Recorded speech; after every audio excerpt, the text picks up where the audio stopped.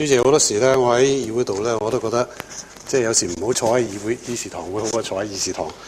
因為好多時候本來就唔諗住要發言嘅，但係坐咗議事堂度聽到好多同事嘅發言咧，咁有時咧就忍唔住，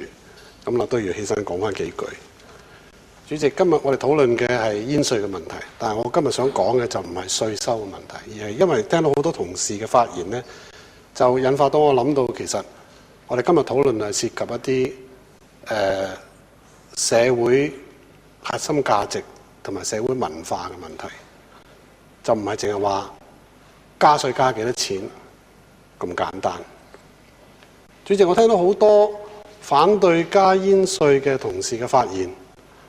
其中一個可能最具有說服力嘅就係話，其實加稅只係會係令到或者甚至乎剝削基層人士或者係長者嘅一啲最基本嘅一啲享受。我打工打得咁辛苦，賺到雞碎咁多，放咗工之後食口煙飲杯啤酒都唔得，或者係長者啊，我捉完棋打完太極，屋企又唔返得，又冇冷氣機，咁啊坐喺出邊食口煙飲杯啤酒，你都唔俾我？從呢個角度睇，似乎好殘酷嘅。咁初初我都覺得呢個論調咧係值得去仔細思量。但係我又回心一想，主席，飲啤酒係可以嘅，但係如果你飲完啤酒之後去揸車就唔得啦，揸貨車或者揸小巴更加唔得。咁點解呢？咁因為我哋而家講緊唔係單單係個人嘅一種舒緩壓力或者享受嘅問題，而係講緊你嘅行為會唔會影響到你其他社會上嘅人士，甚至乎係你嘅親人。咁我不幸吸煙呢，就正正有呢個角度。主席，如果科學嘅理據唔係已經證實咗二手煙可能比一手煙嗰個危害係更大，而可能更加令到一啲無辜嘅唔中意吸煙嘅人，甚至乎吸煙者嘅親人朋友都因此受到損害嘅時候呢，我相信好多同事頭先起身發言話唔應該剝削基層或者係長者人士吸煙嘅自由呢，我相信呢個理據呢係可以成立。但係當我哋想到嘅，我哋喺社會度做每件事，我哋可能都會影響到我哋隔離嘅人。呢個時候呢，我哋覺得我哋要尊重其他人嘅健康，所以唔可以單單呢係從自己嘅角度去出發。咁當然啦，若果呢啲長者或基層人士佢哋冇得食煙，可唔可以有其他嘅康樂活動或者係一啲其他嘅補救嘅方法呢？咁我希望特區政府喺呢方面係會多啲想下。若果我哋嘅社會更加和諧，若果我哋對於幫助弱勢社群係做多一點嘅話，可能呢份怨氣係唔會咁大，反對嘅聲音亦都係唔會咁激烈。第二個，我哋好多同事反對呢個煙稅嘅例子，佢哋話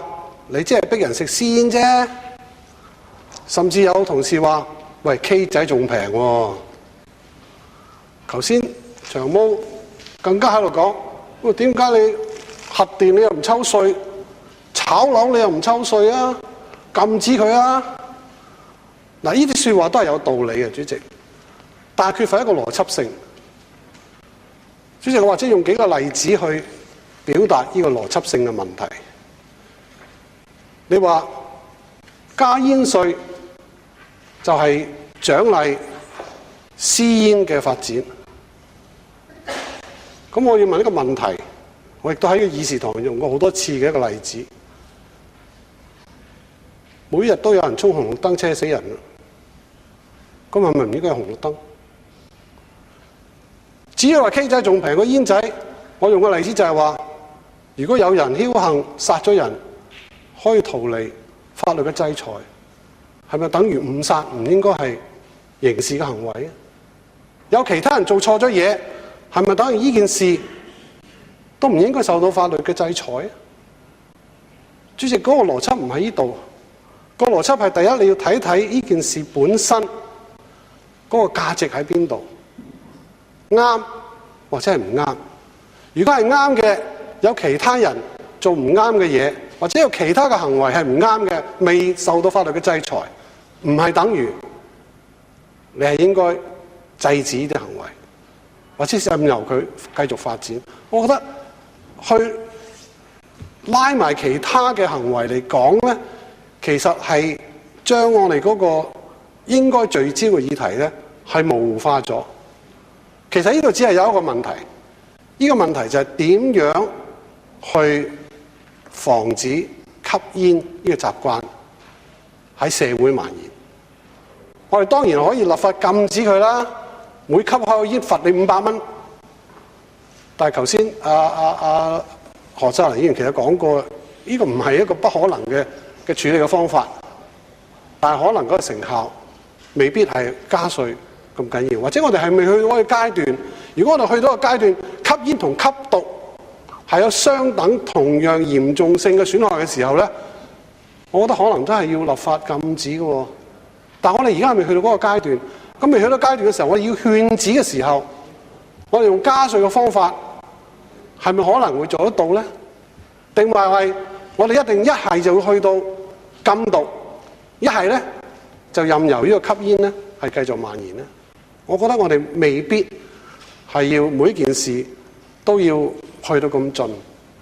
而加煙稅，我覺得係一個即係目前社會環境嚟講係可以接受嘅一樣嘢。主席，第三點我想講嘅咧，就係吸煙人士唔可以講話，喂，我匿埋喺角落頭食啊，我或者走去即係毫無人跡嘅山卡拉食啊，我危害唔到我嘅朋友、我嘅親友或者其他社會人士啦，咁都唔得。主席，有另一個角度要考慮嘅，就係因為吸煙係會危害佢自己嘅身體。佢話我唔緊要啊，我唔怕早死啊。但係有時個問題就係，當你健康出現問題嘅時候，就算你自己係去私立醫院，自己俾錢去醫自己，其實都係用緊社會嘅一啲資源，一啲公共嘅資源。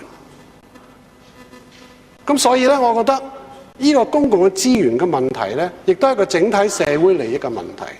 咁所以唔可以單單話我死我自己嘅事，唔需要你關心我。主席，最後我想講嘅就係話，煙貴啲有冇對戒煙有冇作用咧？咁頭先詹培忠議員講咗，我都好有同感，或者我或者補充詹培忠頭先所講嘅，即係我自己都即係可能好多人唔相信啦，但係我自己都係做過年青人，喺呢方面我知道年青人嗰個經歷係點樣，覺得好啱，但係未必係人都好似我咁個我嗰啲生活，我啲夜夜笙歌嘅生活。點解食煙嘅咧？最初咧就係有朋友，Ronnie 試下啦，食一口，跟住第二個朋友 Ronnie 打完病出去飲完啤酒，食翻口煙啦，我又食一口，跟住覺得一排咧，我覺得唔好意思啦，咁我去買一包，自己食完之後，我又俾翻支佢，嗱阿 David， 嗱阿 Richard、Peter， 你都食一口啦。去到個地步就習慣咗啦，一個禮拜買一包。喺嗰個情況咧，年青人會唔會想